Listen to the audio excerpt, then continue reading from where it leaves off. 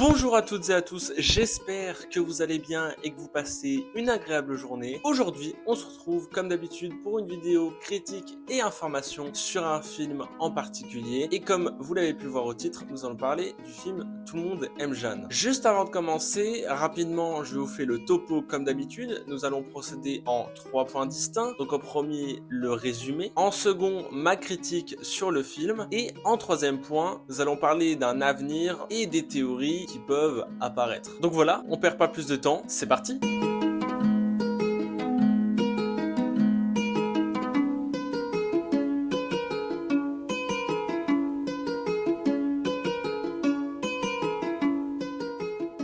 Donc tout d'abord, Tout le monde aime Jeanne, c'est quoi? C'est un film écrit et réalisé par Céline Devaux qui est sorti en 2022, qui est une comédie dramatique avec un peu de romance. Et ce film-là est franco-portugais. Il a été tourné en France et au Portugal. Ce film raconte l'histoire de Jeanne Mayer, une ingénieure qui travaille sur un grand projet écologique, sur une machine sous l'eau qui peut ramasser les déchets. Au début du film, elle est vraiment à son prime, voilà, elle vit sa meilleure vie parce que le monde entier attend cette grande machine, jusqu'au moment où cela va tourner au fiasco, car dans les profondeurs, sa machine va casser et elle va même se ridiculiser devant le monde entier en fait, où elle va essayer de plonger dans l'eau pour essayer de la réparer, ce qui est impossible. C'est à ce moment-là où tous les gens qui l'encourageaient et qui donnaient de l'argent, se sont retirés et elle s'est retrouvée criblée de dettes vraiment, et elle a commencé à sombrer dans la dépression sans vraiment savoir quoi faire. Jusqu'au moment où son avocat est en train de lui parler à Jeanne et à son frère, en leur disant s'ils n'ont pas justement des propriétés à vendre pour gagner de l'argent tout simplement, parce que là c'est vraiment la merde pour elle. Et ils se souviennent qu'il y a un appartement à Lisbonne qui appartenait à leur mère qui est décédée l'an d'avant, et ils sont donc résolus de le vendre pour que Jeanne s'en sorte. Donc elle va à Lisbonne, c'est très compliqué pour elle, elle sombre de plus en plus dans la dépression, ça se voit dans le jeu tout simplement, mais il y a une petite chose qui l'aide quand même un peu dans ce moment difficile, c'est la rencontre avec ce kleptomane un peu naïf qui est joué par Laurent Lafitte, et cet homme-là va un peu faire rire Jeanne. Son côté naïf vraiment donne un personnage très intéressant, voilà, je trouve Laurent Lafitte très bon là-dedans, voilà. Et à la fin, comme tout bon film français, c'est pas vraiment une fin de fin, hein. Comme on peut s'en douter, comme je dis tout à l'heure, comédie de romance, elle va sortir, voilà, avec ce kleptomane, et le film va s'arrêter comme ça. Donc ça, c'est le résumé du film, et si vous l'avez vu, j'ai oublié quelque chose dans ce résumé, et j'ai pas envie de le mettre dans le résumé parce que ça fait partie de l'histoire, mais pas vraiment. C'est pour ça qu'on va passer tout de suite à la critique. Au niveau de la critique négative, j'en ai pas tellement, c'est un film français, dramatique, c'est des points négatifs comme il y en a partout. Au niveau de la durée du film, elle n'est de que 1h35, c'est peu, on peut pas se plaindre là-dessus. Voilà, j'ai pas vraiment de points négatifs à propos de ça, mais on va tout de suite venir au point le plus intéressant, et c'est pour ça que c'est le titre de la vidéo, c'est qu'il y a un procédé qui est utilisé dans ce film que j'ai trouvé très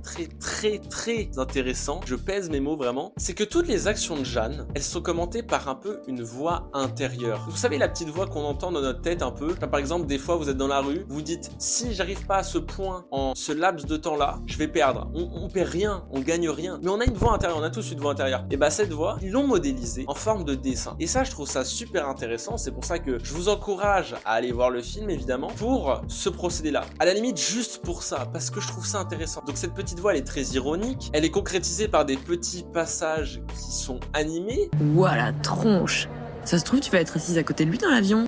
À tous les coups, il va venir te voir. Bip, bip, bip, bip, bip, bip, bip, bip, bip, bip, bip, bip, bip.